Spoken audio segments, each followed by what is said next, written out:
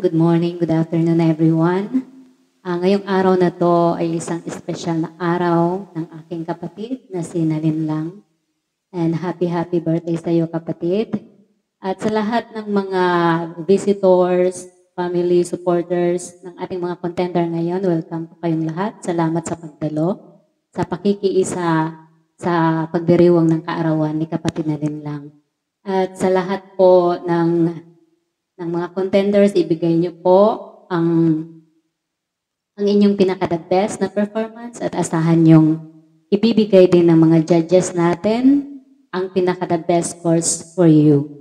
At nagpapasalamat po ako sa lahat na bumubuo dito sa event nito. Sa ating hugawan na host na si Juan Titi, thank you so much.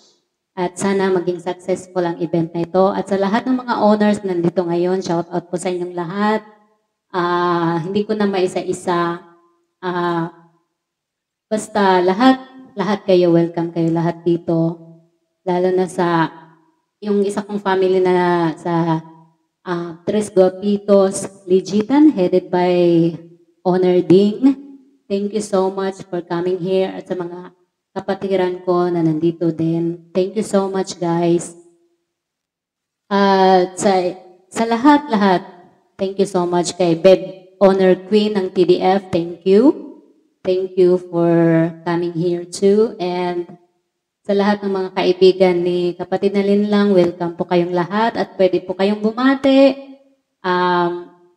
Basta lahat, welcome. And sana maging successful ang event nito.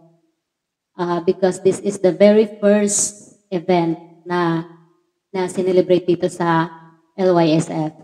And thank you so much, kapatid Nalin Lang. And happy birthday once again. This is Gata Salvaje. Good morning and good afternoon, everyone.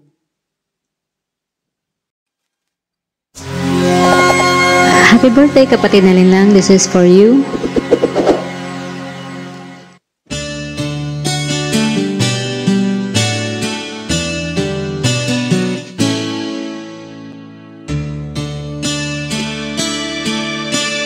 I always thought you were the best. I guess I always will. I always thought that we were blessed, and I feel that way still.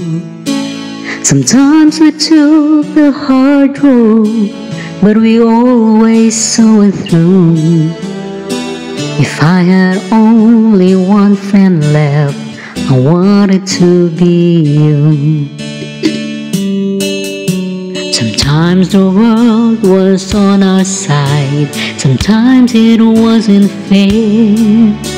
Sometimes it gave a helping hand, sometimes we didn't care.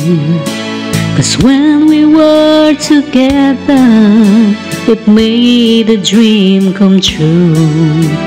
If I had only one friend left, I wanted to be you.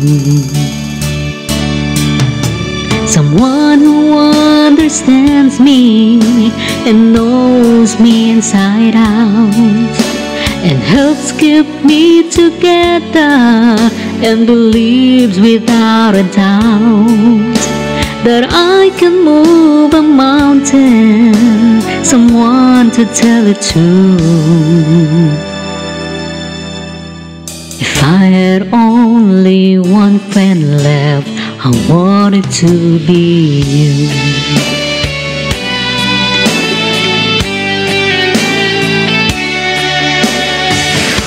Happy birthday, kapatid. I love you so much. 'Cause when we were together, it made the dream come true. If I had only one friend left, I wanted to be you. Someone who understands me and knows me inside out, and helps keep me together and believes without a doubt that I can move a mountain, someone to tell it to.